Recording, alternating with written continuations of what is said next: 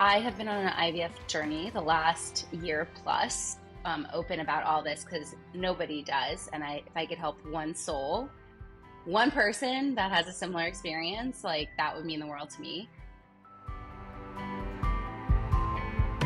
Welcome to the I Heart My Life show, Rachel. I am pumped to hear more about your journey and to hear all the wisdom you have to share with our audience. So, welcome to the show. Hello. Hi, everybody. Thanks for having me, Emily. Can you briefly introduce yourself and share a little bit about your world and the work that you do? Yes, I can. My name is Rachel B. Lee with a B. Um, and I live here in Austin, Texas. And I am a branding lady boss. So I have this background of being an employee and working for somebody else. I have 2 degrees, one undergrad. I have an MBA from UT Austin. My undergrad's UW-Madison. And I took the leap a year and a half ago after working at Microsoft, and I was at Gartner, so really big companies. I took the leap to be an entrepreneur, to be a business owner, and to do that with my husband, which most people think is really crazy. But my mission, is so much bigger. It's really about people uh, understanding their voice, really defining their voice, and how they want to bring that to market so that we can change and impact the world. I mean, that's what we're trying to do. And that's what we do with Stand on Authority. Amazing. And I know that you guys have been married for 3 years. Is that right? For Sure. So, was it part of the plan for you to kind of jump ship in terms of corporate and join Josh in the business? It's a good question, Emily. I think no, it wasn't like when we first met. I always have had an entrepreneurial spirit and desire to do something for myself. So it's always been ingrained with me. My dad, my family, my lineage is very entrepreneurial, actually. Um, us working together and being a part of Stand Out Authority and the way in which that came to life was an iteration, was just part of that going through the process of like, what do I really want? Where am I at? Being not happy with having, great job and all these things and landing these great opportunities, but like still not feeling like I was happy. And so in that work, Josh and I, talking and him being very supportive and saying like, well, this isn't where, you're not happy. So what are we going to do, And in those conversations, creating a path where we were working together, it's like two people creating two different businesses while we're creating a family. I have two stepchildren.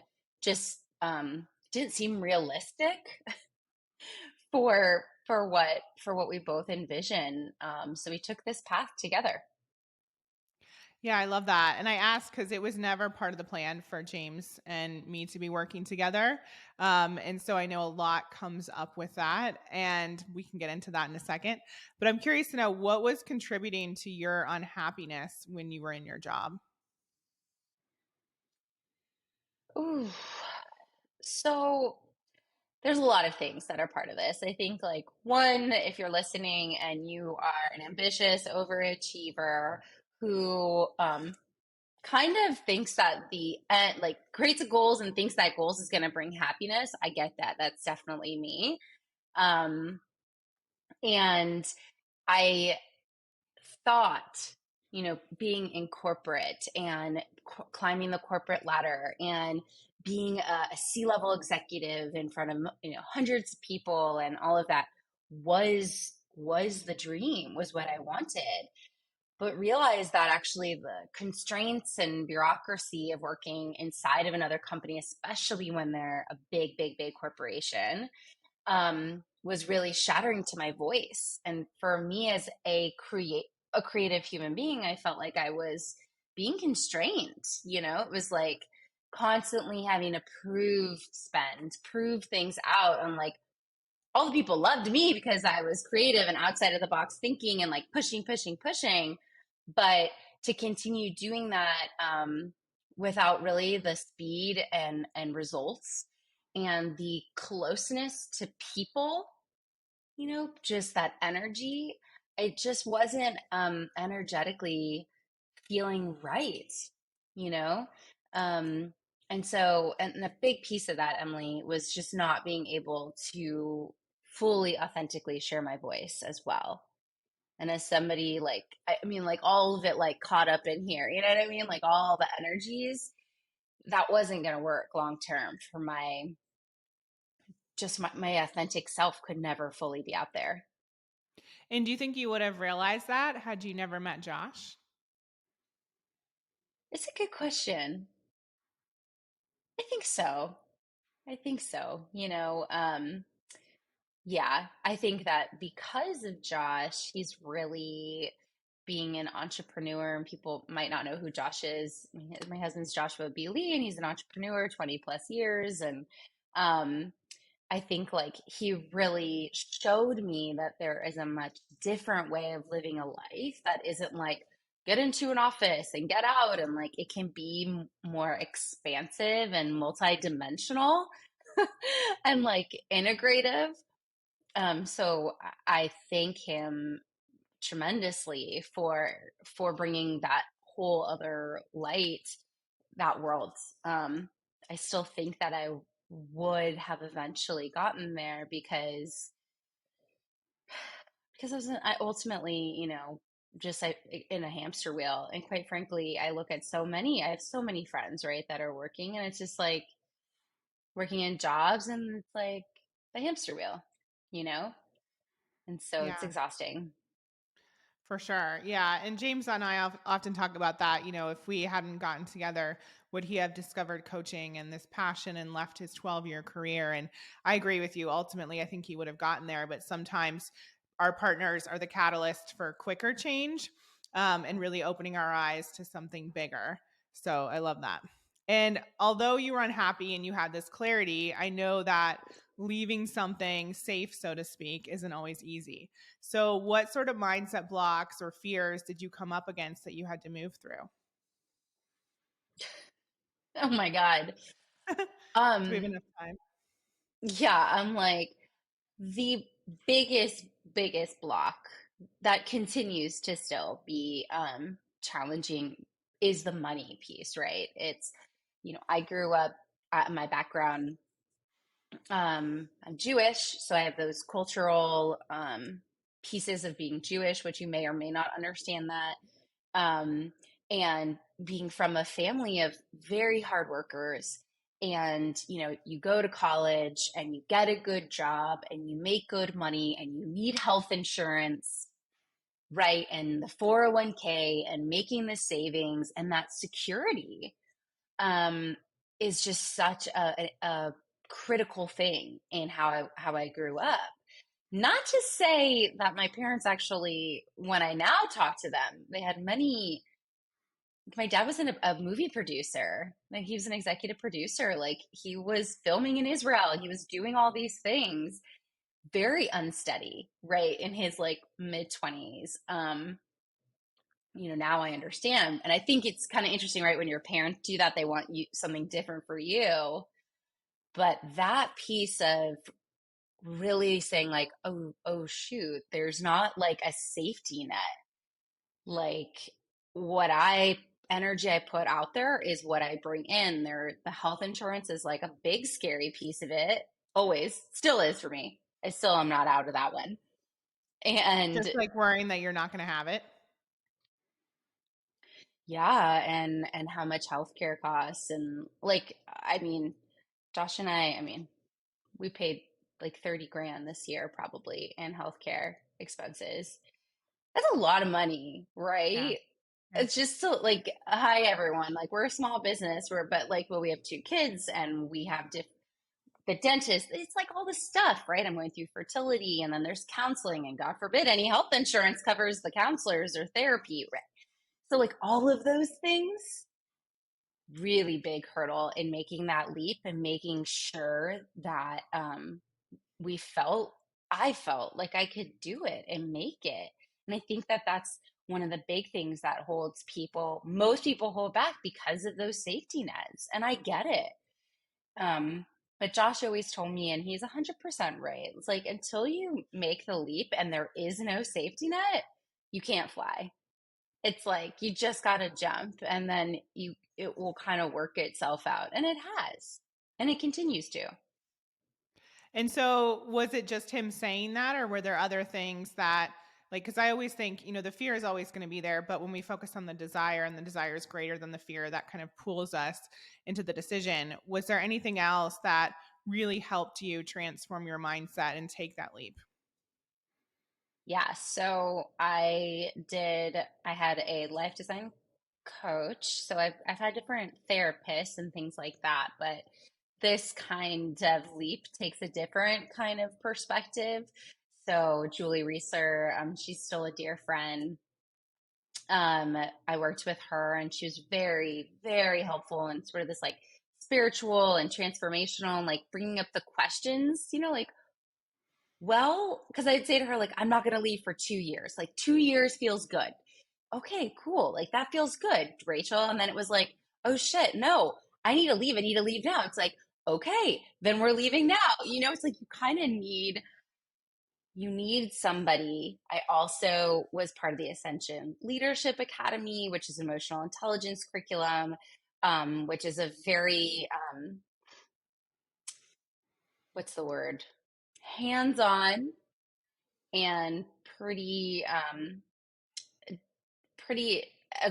aggressive in some ways way of because it's emotional and physical really kind of break through the things that are holding back. So I think all of those things, in addition to having my husband, um were like absolutely mandatory in making the leap. And I don't think any person should make leaps without some sort of community and outside thinking to help you get there. Oh, for sure. And I know it's only been a year and a half, but I'm curious to know what sort of roadblocks might be a bit too harsh, but what sort of things have you and Josh come up against in your working relationship as a couple, as a married couple in this business? So, one of the biggest things that we've had to continue figuring out, but I think are finally in a better place, is roles and responsibilities. Um, and even actually before that is like being super crystal clear on what is the mission and what we're trying to create. And like there's been definitely many moments where it's like, oh, he's thinking something, but I'm thinking this. And like we're not realizing that and having to sit down and be like, are we clear? Like, this is what we want Standout Authority to do. We're an agency where it's like we've had to go through different iterations. So being super clear on what we're trying to create and then how we create that, the roles and responsibilities piece is absolutely critical to being success in a marriage and business partnership. But also, like, even if you're not working with your husband or wife or partner, any business partner, right? Like, you need to know who's accountable and responsible for what, and then let that person be accountable and responsible for that, so that we know if something's not working, well, it that fell into your lane. And that is still really, it can be still blurry for us because we are a small team and because the way in which we do things is blended. Josh and I are both vibrant personalities. We both have personal brands. We're both out there creating and speaking. It's not like, some people, one person's total back of house, like doesn't want to be on social. They're taking the stage, like all of that. Actually, Josh and I both really get energy out there, so that's been really challenging for us too, Emily. Like, who is that person sometimes that takes center and who doesn't, right? Um, and again, I think the more clarity we have on what we're trying to create, how and by when, and also getting the right kind of people to support us is just like so critical. Like I can't, I'm like more, I am more of the doer just by nature. And if I have to manage Josh, project manage him, it's literally like so bad on our relationship. Yeah.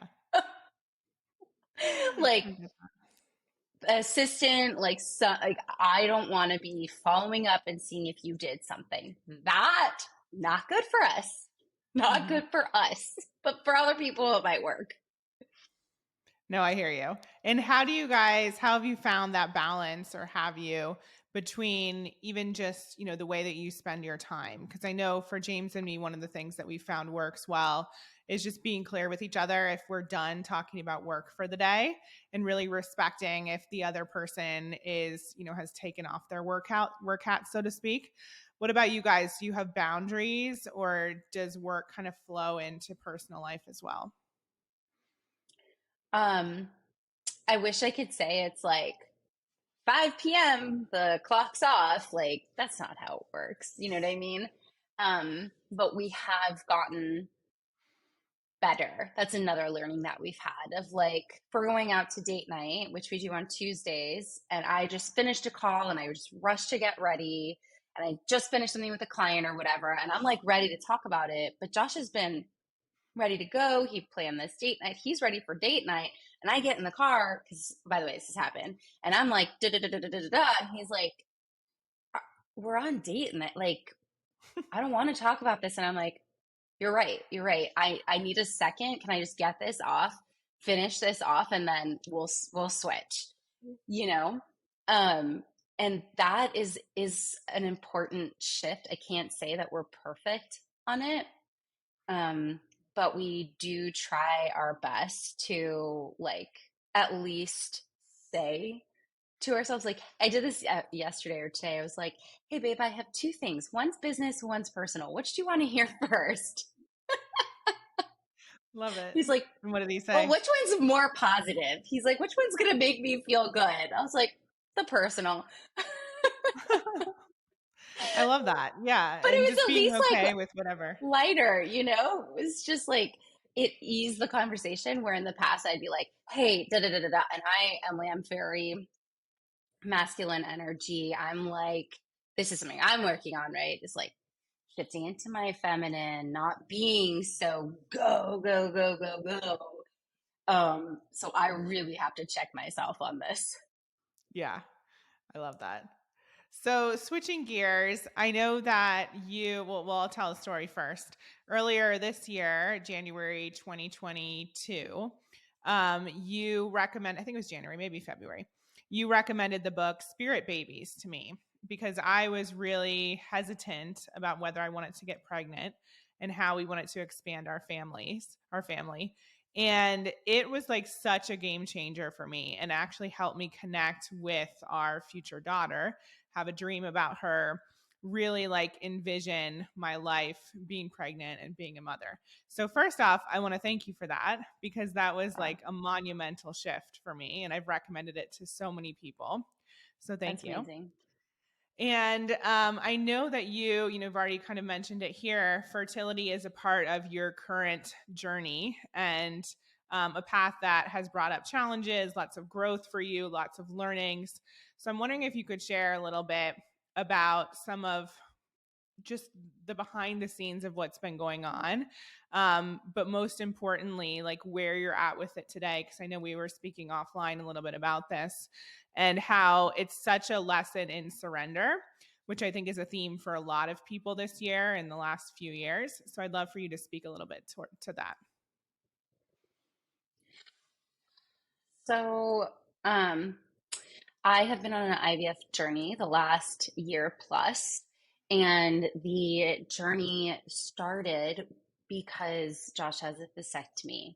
And so, going into it, we just decided that we thought about a reversal, and I'm going to speak very open about all this because nobody does. And if I could help one soul, one person that has a similar experience, like that would mean the world to me. Um, we didn't do a reversal. COVID happened. It was like okay, I want to have a baby. We're going to do IVF for the best chances. And successfully got embryos a year ago at this time and started to nobody also talks about this, that IVF is a multi-phase approach. The first part is the egg retrieval, which many women are doing egg retrieval now. They're freezing their eggs because companies are not only paying for it, but many women are deciding to have babies later and they want to save their eggs because we know that things do start to dwindle a bit by the time about 30, 33, 34. That's just like research and facts. Um, so that's just one part of the puzzle. And another thing I didn't realize that either going into IVF. If you're listening and you think that IVF is just going to be like, let me tell you, no, no, ma'am, no, ma'am, no, ma'am. And if you decide to freeze your eggs, know that there's a different journey behind when you want to use those eggs to create a baby. Right now, you've created another form of having a baby. Now, my journey and Josh, we created embryos. So once you retrieve the eggs, there's embryos made, and we have some embryos, which is fantastic. There's many women that struggle to even get to that point for many, many reasons. They can't create embryos or in the process of trying to do that and struggle with that part of the process. Now, my journey has been to transfer the baby. There's actually like a multi-week process to get that embryo into your uterus. Another thing I didn't realize, thought it'd be really easy. It hasn't been for me this year. And in fact, I've tried 4 different times and taken many different medications with dwindling results, my uterus looking worse, my lining not being thick enough, and not being able to get pregnant. And it's been an emotional, physical, and mental roller coaster. And as we just talked about, I've been working on I've just birthed a new career. And Standout Authority is not the company it was before me. I mean, we've kind of rebirthed an entire company. And I was trying to birth a baby. I wouldn't suggest doing that, ladies. If anyone is listening, I can now at least speak about that in retrospect. And the journey, first of all, like being a woman is just miraculous that we can create babies. Our bodies are just miracles walking around. And now I'm in a place where I I I, I took a break. You know, I've physically, mentally, emotionally exhausted by summer and have been recovering, which has been so useful. And in that process of looking at my uterus, identify that there might be some scar tissue and some stuff going on in there. And I had a bit of a surgery with a specialist here at UT. And what's so interesting about this, Emily, is that in this conversation and in having this surgery, we've discovered that my uterus is a little bit different. Surprise, surprise. You know, Josh kind of joked. He's like, surprise, surprise, Rachel. You're not in a box. You're different. You know. He's cute. He's cute. But I don't. My uterus is more narrow. It's not fully dysmorphic, but some people might be listening and have a dysmorphic uterus. It means it's more T-shaped. Mine is not that. It's not as aggressive is the only word that I can think of. Like extreme. Um, extreme, right? Like she's just kind of narrow and a little bit different, and she had some like scar tissue on there that we don't know how it got there.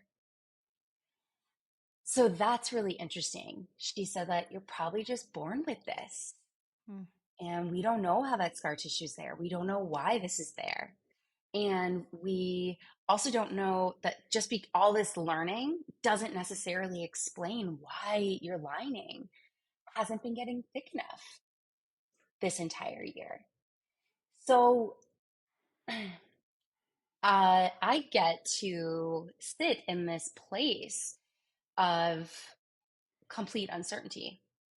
Like at this point, I've done it. Like kind of like you asked me, what did what steps did you take to make the leap into entrepreneurship? I've taken all the steps to have a baby, and there's actually this time there's no baby yet. So for me, it's literally in God's hands. Whatever your higher power is, God, divine, Gaia, whatever, whatever it is for you, it's in God's hands. And um it is such a for me it's like the biggest it's like God is saying, Rachel, you must step back. You must step back. Like, you can't control this. You can't push this. You can't make this happen. You just have to surrender. And how often is that's what owning a business is. That is what living life is. There's like a threshold. There's a point of diminishing returns in our life where we can push, push, push, push, push, push, push, try to get the partner, try to get the job, try to get the promotion, push, push, push, and then there's just no more returns. And I'm basically at that point in my fertility, and it's the biggest lesson of my life. For sure. Yeah. Thank you for sharing that. And I know that the piece around surrender is something that people get, whether it's in a situation like this or something else. And you do get to the point, especially as someone who is really ambitious, like both of us, where you just can't try anymore and you just can't push anymore and you're exhausted from all of that. And you just have to release it and, flow and be in the present moment. And that is a lesson, like that's such a gift in itself, because I think the sooner you do that in life, life is so much easier. But it's such a hard lesson for those of us who are used to achieving. It's reprogramming your entire body and mind and way of doing things. And it's like, if you want to learn a new language, right, you just go to school or you go listen to whatever, Rosetta Stone or whatever, and like you go learn the language. When you're trying to reprogram in this way of surrender and trust, it's not about going to learn a new program. It's It's like it's about the opposite. unwinding the program that's in you already. So it's like every choice, like it's in these nuances, Emily. I woke up like a little like nasally.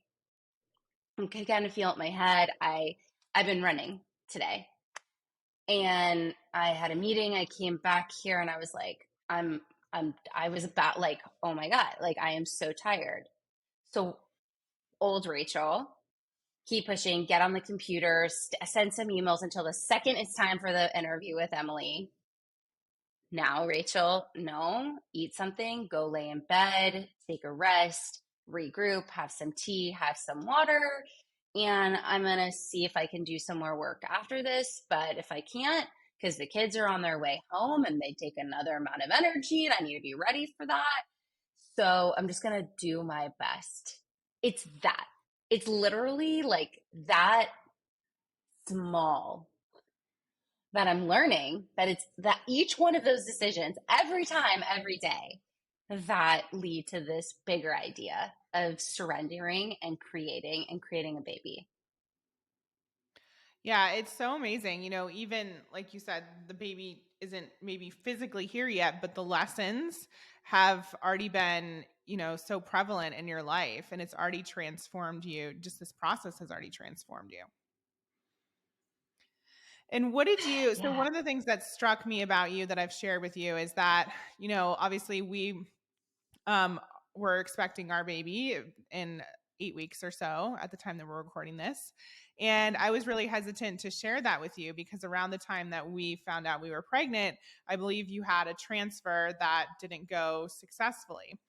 And so what's really struck me about you is your willingness to be open and honest about everything that you're going through in real time, but also how you've been able to be so supportive and so happy to someone like me who's a little bit further down the journey. And I share that because, not just about pregnancy, but there's so many situations where we can compare ourselves to other people. And I know that for me, that's one of my major pitfalls, is like when I compare myself and use it to harm myself, not to inspire myself. And so that's been one of my biggest lessons as a business owner and somebody who is, on Instagram and following all the people and all the things. So how have you been able to navigate that? And have there been challenges there, or, what is it that you can share regarding your perspective on that? I mean, not gonna lie with you, it it has gotten hard. And because you're one of many of my friends, right? I have many people. I did a few baby showers this year, and honestly, I am genuinely so happy for everybody. And especially when I've been on hormones and all these things, like there have been a few moments where I'm like, I do get sad, or I don't realize I just went to a baby shower and I come back and I'm with my friends. I'm like genuinely so happy for everyone that's having baby. But then my energy is drained or I am upset. Um, Yeah. and and it's okay. Like it's okay to do that. Um, and I mean, in my journey of therapy and everything, it's like really actually being in that, and Yeah. something I've been talking to, I have a psychiatrist, I have a talk therapist. I will be vulnerable, and I did with this audience and say I started medication this year, which is something I do not talk about really yet on any social platform or anything, because I've been ashamed of it. But grief is what my psychiatrist told me, is like, you are grieving. You're grieving. And I never thought I was grieving, because you think like somebody dies, I grieve. But we grieve when there's unmet expectations. Period. And so like just that, and like when she told me that, being like, yeah, I am grieving. I Yeah. am like, and I could be grieving and be really also excited for Emily that she's having baby, because I honestly, genuinely feel both of those things. And it's really easy to, I think, judge ourselves and judge other people. But, Gabby Bernstein is one of the people that always says it best. It's like, if you're judging somebody else, it's really what you're judging in yourself. Totally.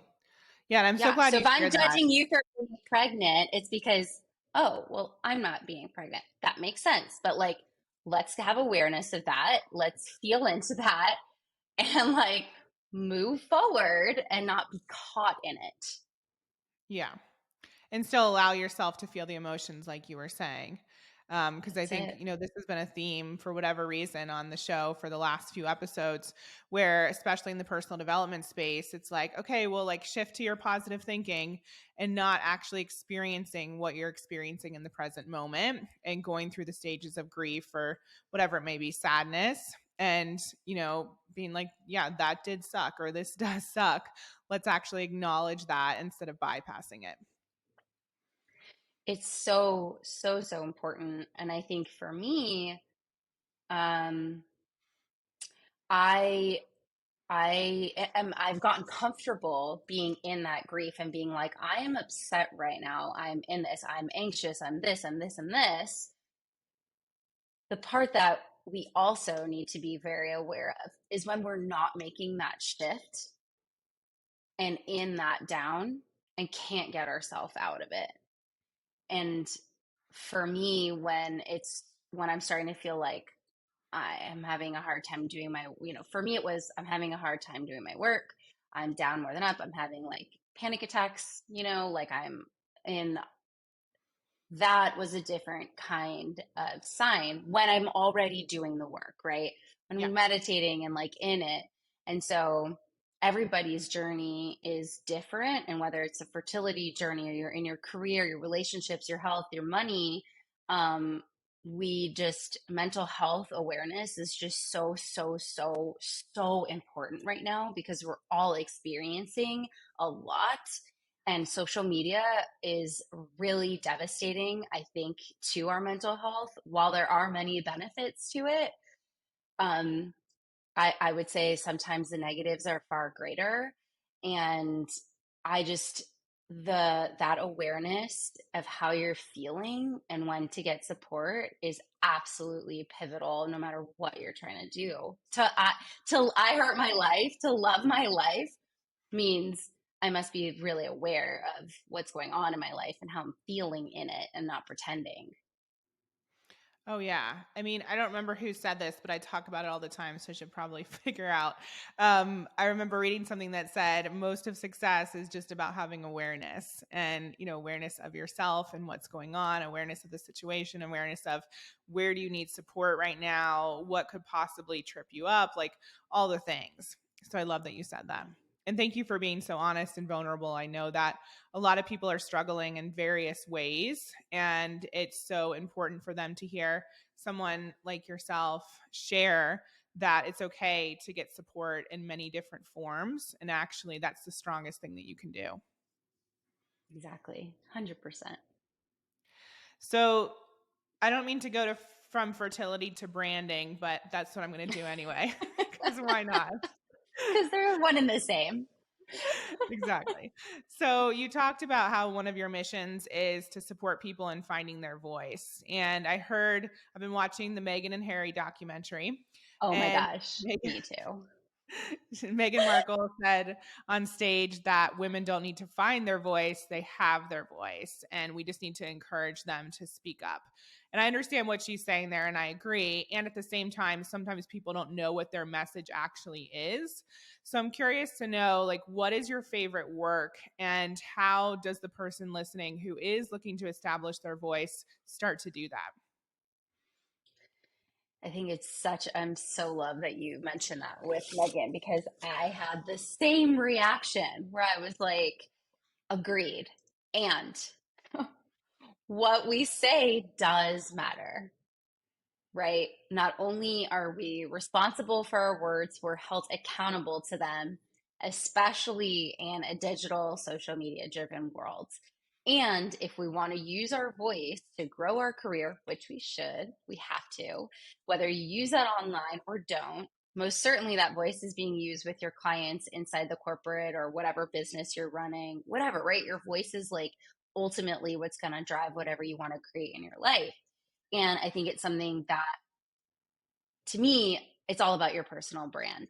Your voice is ultimately the way in which we talk about our personal brand. And the shortest way of just describing what a personal brand is, it's how others see you, which is when you ask most people in a room, what do you think a personal brand is? They'll say the Jeff Bezos quote, it's what people say about me when I'm not in the room. True. That is true. Those impressions and perceptions are a critical piece of our success or failure with our personal brands. But the other side of it is what we're talking about here on I Heart My Life, which is how you see yourself. And what happens is most people haven't really thought about, how do I see myself? What am I passionate about? What is my expertise? Who's my audience? What am I like different? How am I different? When they haven't done that work, then they really trying to put a facade up around what they think people want to see. And so the best personal brands are ones that are super authentic to ourselves. And that word authenticity is getting thrown around a lot. But my vulnerability in this show, that's authenticity. Vulnerability is authenticity. It's saying the things that are hard to say. It's saying the things that other people might not agree with, but having the empathy and sensitivity to know that others might not agree. Right? And so our voice is really us being able to vocalize how, what, and why we do what we do. Got it. And it's not easy. I love it. Yeah. But that makes it sound so simple. And I'm curious to know, Yeah. when you work with people, what sort of struggles do they come up against? You mentioned one, the temptation to kind of just follow what other people are doing. But how do you help people identify those three things? So what we go through is our 4 pieces of building a personal brand. And when people haven't done this, there's always something that's a reason why they're not getting clients, a reason why they're not getting referrals, or they're not getting engagement.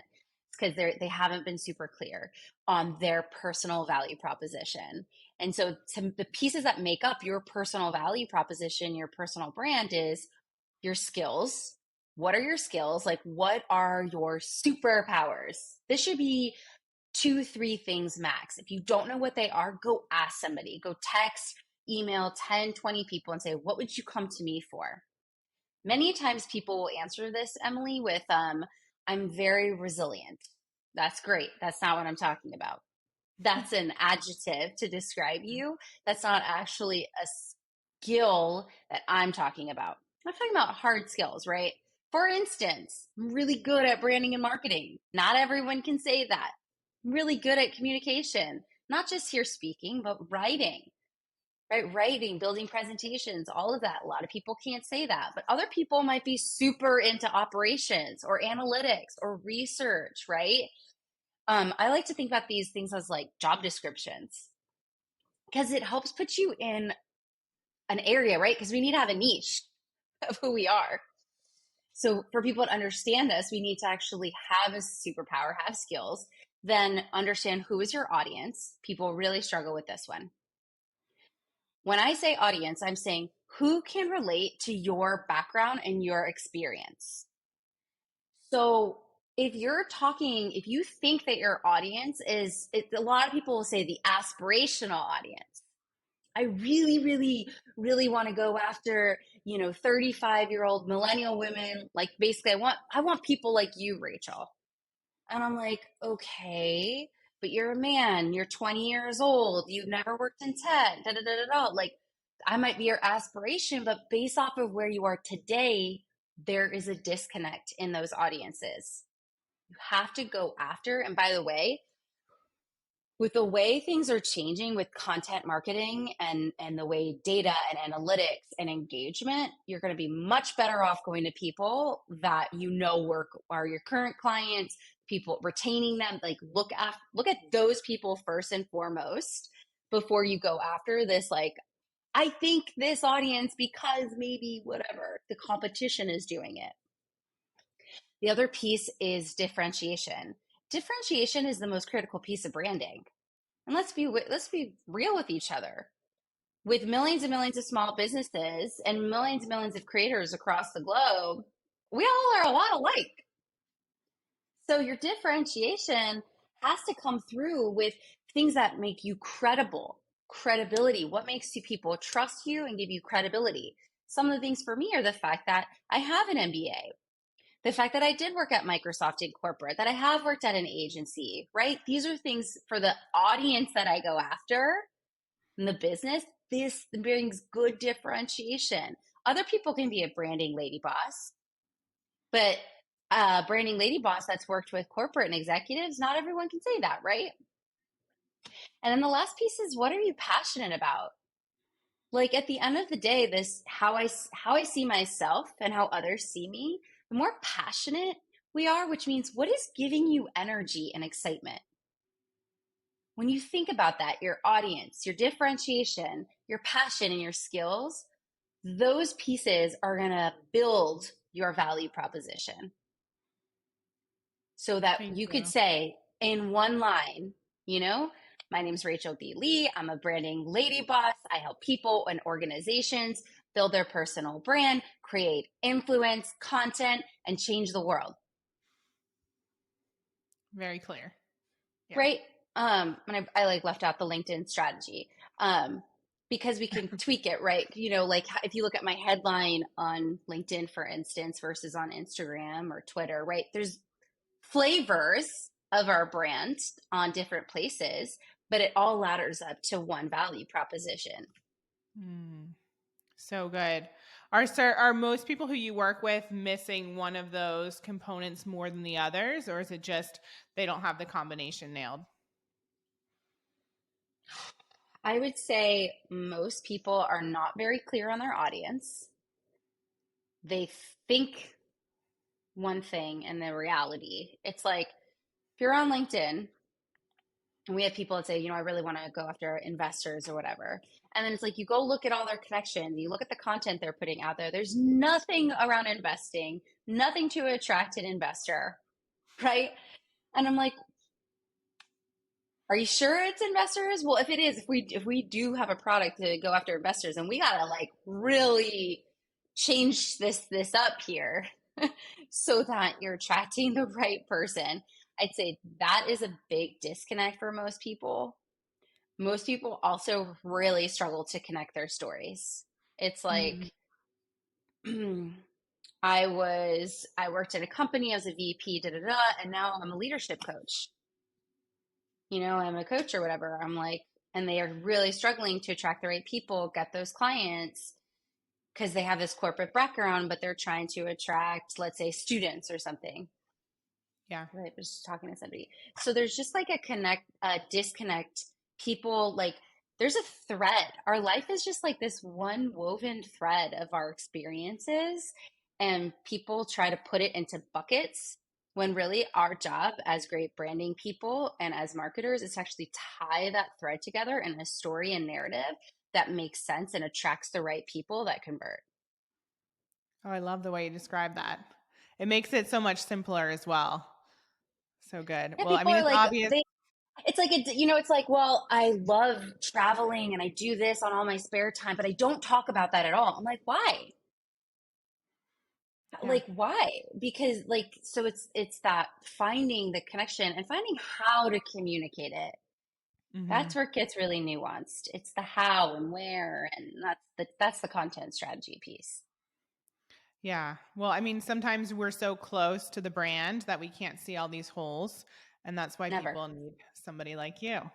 It's So before we impossible. get, Impossible to do. By the way, can't do brand strategy yourself. Even me. mhm. Even me, I get perspectives, all of that. It's very hard to do it because when you're inside, you just can't see it. You got to get some outside perspective. So if people want to know how they can work with you and find you online, where should they go? Well, standoutauthority.com is a great place to reach out to us if you're interested in anything. And that's where we keep information on our community and our new programs coming out, as well as our done for you one-on-one clients. But then, of course, LinkedIn. On every channel, the Rachel B. Lee. So on LinkedIn, Instagram, Facebook. I do have a TikTok account, but I really don't TikTok. I'm trying, but not really. I'm on Facebook. Like really LinkedIn, Instagram. Oh, and Twitter. I'm on Twitter, but like I haven't gotten into the TikTok.